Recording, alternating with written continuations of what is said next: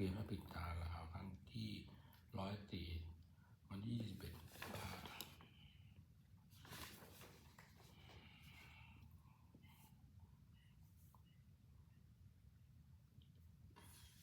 บนี้เป็นครั้งที่104ตอนวันที่21กุมภาพันธ์ข้าพเจ้าในราชจันทกุล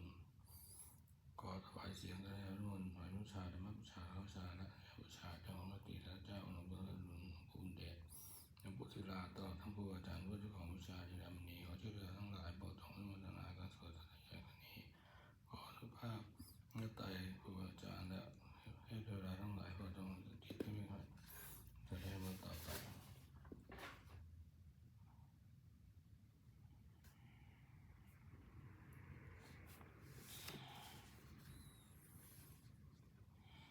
สวดจุลเทวดาสมันตาจักรวาลสวดจะให้ตัวเทวดาและเทวดาไม่ได้ให้ทางนั้นก็มีแต่เพศเกศไม่มีดีเพศละทางนี้เรื่องนี้อุปาตัวเทวดาทันติเกยังนิวัฒนังสาธุโมตุธรรมะสนากโลยนะตาธรรมะโลธรรมตาธรรมะโลธรรมตาประสวดนะยิโตฐานโมสาวะโตธรรมโมสานโมสาวะโตนโมสาวะโตธรรมะสาสวดตริยกถานัตถิเมตานังอัญญังพุทโธเมตานังวะลังอิตินะเจนะสวดสัตถิเมตานังอัญญังธัมโมเมตานังวะลังอิตินะเจนะสัตถิเมตานังอัญญังธัมโมเมตานังวะลังอิตินะเจนะสวดมหานิโกนาโถอิทายิคถามหานิโกนาโถอันไรยะธรรมะปณินังเลวะราเมตตาปะโตตโหติพุทธมังอิตินะเจนะโอโตตวะมังนิโกนาโถยะยะธรรมานิยันวะโตธรรมโมพุทธังอิตินะเจนะโอโตตวะโตโตโตติอิตินะเจนะโอโต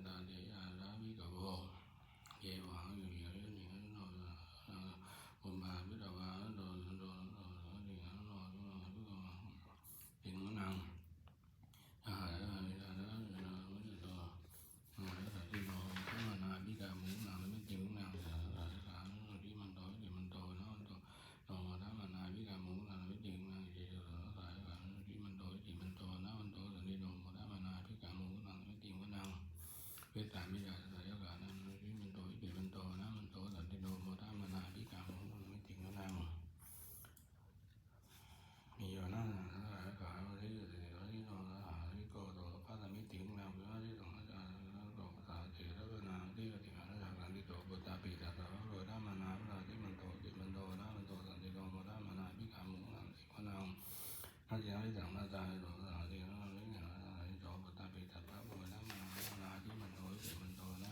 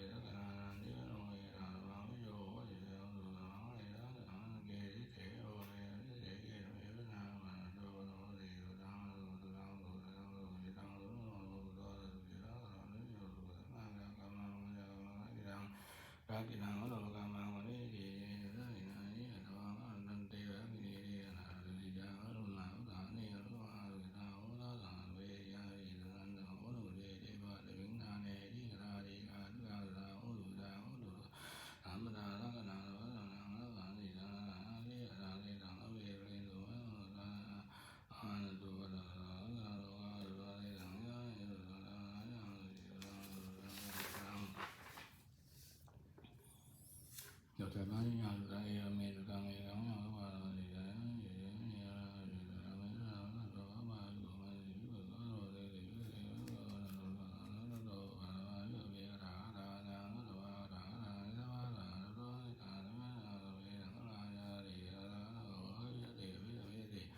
อภิโรติตวาวิเวติเตติปัสสิวะเตติยังเตนะเยโรติยังเยนะกายะติวะวะวิกเวกะระนังตวะกะระนังอิยะอะระนังตุสังอะยังอะเวนังกายะกายะโตวิเตอะเยนะอะยังโรติสัมมิสังฆาอะวิกเวกะระนังตวะกะระอิยะอะระนังตุสังอะยังอะเวนะมะเยติโตโรติมิติเตติวะวิเตเต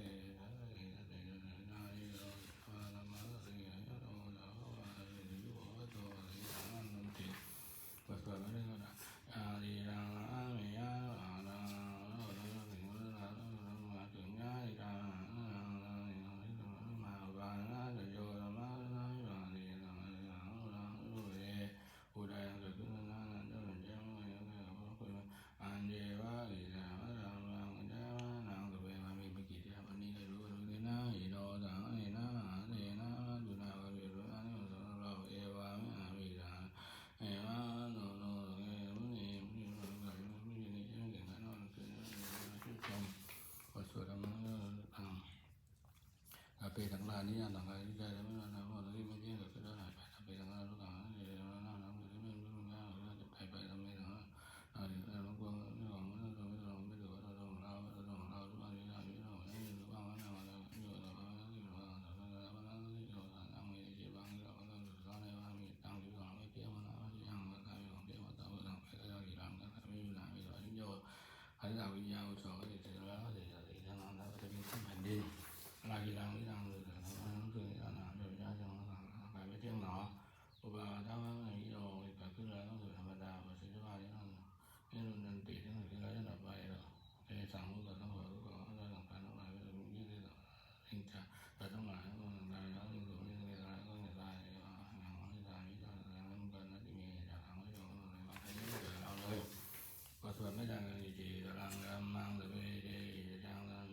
รันโตรันโตเอเดวาลมินาอิกาดีกาอิกาตาลุตาลุอามุสุมานาลุตาลุอามุสุสัพเพริกาลุตาลุอามุสัพเพริกาลุตาลุอามุสุสัพเพริกาสัพเพกาสัพเพอาลุตาลุอามุสุสัพเพนะลุตาลุอามุสุสัพเพนะตาลุตาลุอามุสุสัพเพเดวาลุตาลุอามุสัพเพนะอันโตโอตุโนอุโรนะโมวิโตนะลิมานิโรมานะโมวิโตนะลิมานิโรนะโมวิโตนะลิมานิโรวาปฏินาถายาเดวตาสันติอาราดีโดเบกเรโรดิเรริงอิงกามะตินาวันตุจาโรติญามันเลเดรานุจานวะอาวิโกสาลาวิกาอามาอิสานิวาจาสัมมนาวิสาเนนะเยปิราสังเอตาโลตาเนนะนาเจเตนะวิปิโรตาโลตุสังยังจารุจิรังสรัมโมรัมมะตราสุราสังโฆตุสังปะระอริตายะ